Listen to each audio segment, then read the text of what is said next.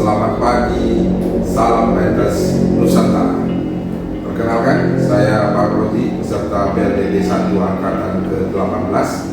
Pada pagi hari ini, kita akan melaksanakan sharing mengenai business management yang terdiri dari strategic planning, strategic implementation, dan strategic control management. Hal yang menjadi tujuan dalam bisnis manajemen adalah pertumbuhan kinerja yang berkelanjutan, dan yang menjadi penyokongnya adalah perencanaan strategis dan pengawasan evaluasi implementasi rencana strategis. Manajemen strategi merupakan siklus kegiatan manajemen pada tataran strategis. Di dalam manajemen strategis, berbagai upaya dan aktivitas untuk membangun daya saing berkelanjutan di dalam organisasi yang dikelola. Perencanaan strategi merupakan bagian dari manajemen strategi, yaitu kegiatan merencanakan masa depan organisasi, daya saing berkelanjutan, dan upaya membangunnya untuk menjamin pencapaian masa depan tersebut. Model proses manajemen strategi menurut pendekatan Wallenhanger yang pertama adalah melakukan pemantauan lingkungan secara eksternal maupun internal. Lingkungan eksternal terdiri dari sosial, environment, general forces, task, dan industry analysis. Sedangkan lingkungan internal terdiri dari structures, chain of command, culture, belief, expectation, values, resources, asset, skill, kompetensi, dan knowledge.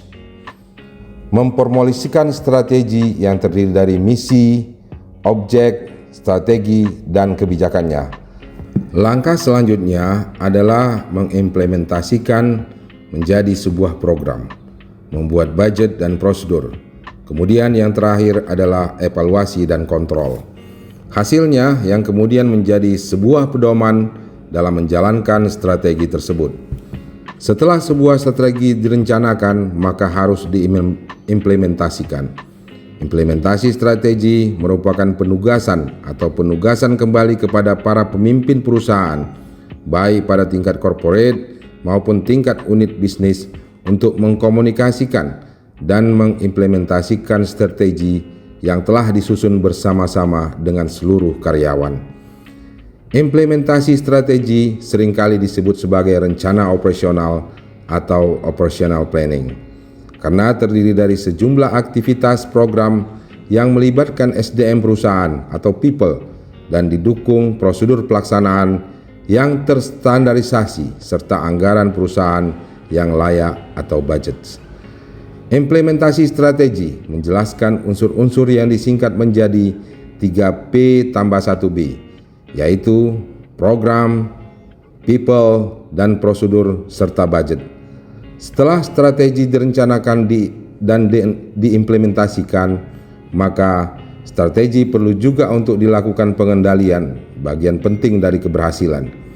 Penerapan strategi adalah pelaksanaan pengendalian sebuah strategi agar tidak mengalami kegagalan. Kegagalan strategi bukan hanya dikarenakan kelemahan strategi itu sendiri, tetapi faktor kegagalan bisa muncul karena dorongan dari lingkungan ekonomi, politik, teknologi, dan faktor sosial yang mengalami perubahan. Pimpinan perusahaan kurang cermat mengetahui kepentingan terbaik perusahaannya.